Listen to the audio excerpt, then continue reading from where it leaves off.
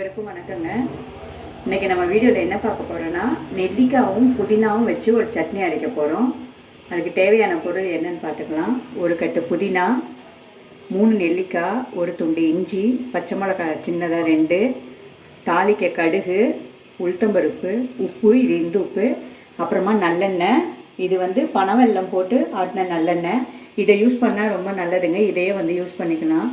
இப்போ வாங்க எப்படி செய்யலான்னு பார்க்கலாம். அடுப்பு பற்ற வச்சாச்சுங்க.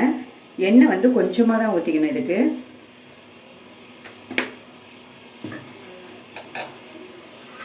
உளுத்தம்பருப்பை வறுத்து எடுத்துருவோம். இதில் 2 ஸ்பூன் தான் போட்டிருக்கேன். பொன்னிறமாக வறுத்து எடுத்துடலாம்.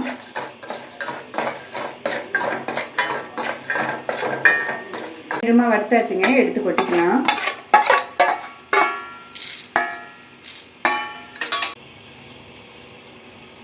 அதே கடையில் அதே புதினாவை போட்டுக்கலாங்க.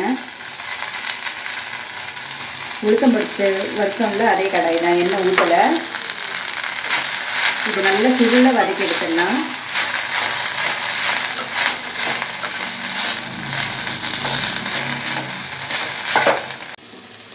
வதக்கியாச்சுங்க. சிம்மிலே வச்சு வதக்கியாச்சு. ஒரு 10 நிமிஷமாக இருக்கும்.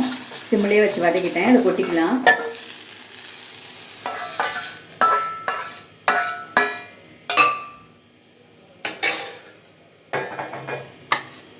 நெல்லிக்காவை சின்ன சின்னதாக அரிஞ்சு வச்சுருக்கேன். அந்த நெல்லிக்காய், ஒரு துண்டு இஞ்சி, பச்சை மிளகாவை கீறி வச்சுருக்கேன். அந்த விதை வேணாம், வெறும் பச்சை மிளகாய் மட்டும் போதும். விதையை இப்படி தட்டினீங்கன்னா வந்துடும்.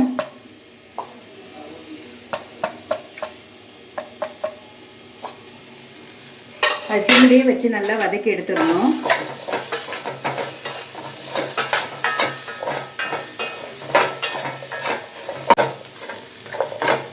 எண்ணெய் ஊற்றலைங்க. வேணுன்னா நான் எண்ணெய் அதிகமாக சேர்த்துக்க மாட்டேன். உங்களுக்கு வேணும்னா எண்ணெய் ஊற்றிக்கிங்க. ஆனால் இது எண்ணெய் ஊற்றாமல் செஞ்சாலே ரொம்ப நல்லாயிருக்கும்.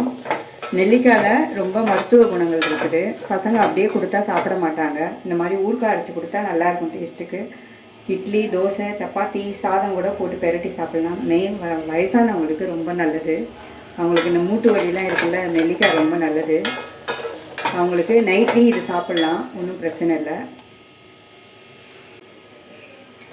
ஒரு 5 நிமிஷத்துக்கு மேலேயே வதக்கியாச்சுங்க. நல்லா எண்ணெய் ஊற்றலை, அதனால தான் கொஞ்சம் கருப்பாக இருக்குது.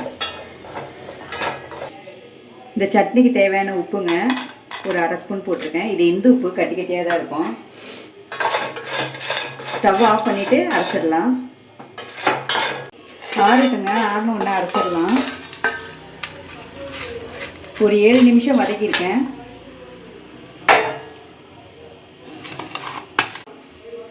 அரைச்சிடலாங்க. உளுத்தம்பருப்பு போட்டுக்கலாம்.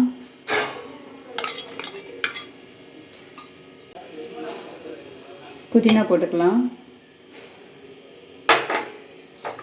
நெல்லிக்காய், உப்பு அதிலே போட்டாச்சு. ஃபஸ்ட்டு அரைச்சிக்கலாம், அதுக்கப்புறமா தண்ணி ஊற்றிக்கலாம்.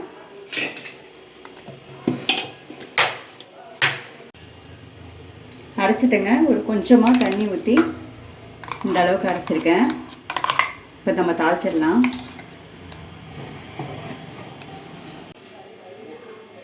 தாளிக்கு எண்ணெய் ஊற்றிக்கலாங்க.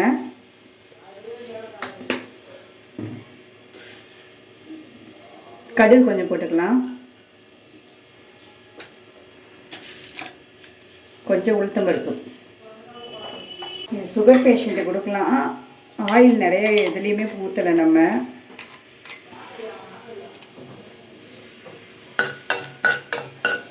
நீங்கள் ஒரு 2-3 நாளைக்கு வெளியிலேயே வச்சு நம்ம சாப்பிட்ணுன்னா கொஞ்சம் எண்ணெய் ஊற்றி நீங்கள் வதக்கிடலாம்.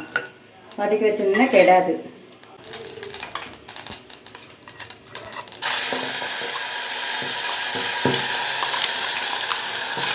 இது எல்லாத்தையும் வலிச்சு போட்டு நல்லா கிளறி இறக்கிடலாம். நம்ம ஃப்ரிட்ஜில் வைக்கணும் இல்லை, வெளியில் வச்சாலே கைப்படாமல் இருந்தாலே 2 நாளைக்கு நல்லாயிருக்கும்.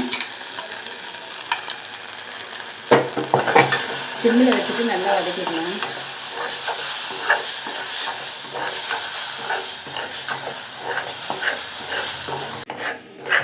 நல்லா வதக்கி வச்சுங்க. ஒரு 3 நிமிஷம் வதக்கியிருப்பேன். காரம் மட்டும் பார்த்து போட்டுக்கோங்க. நான் போட்ட மிளகா காரம் இல்லை, அதனால் 2 போட்டேன். காரம் மிளகா இருந்தால் ஒன்றே போதும்.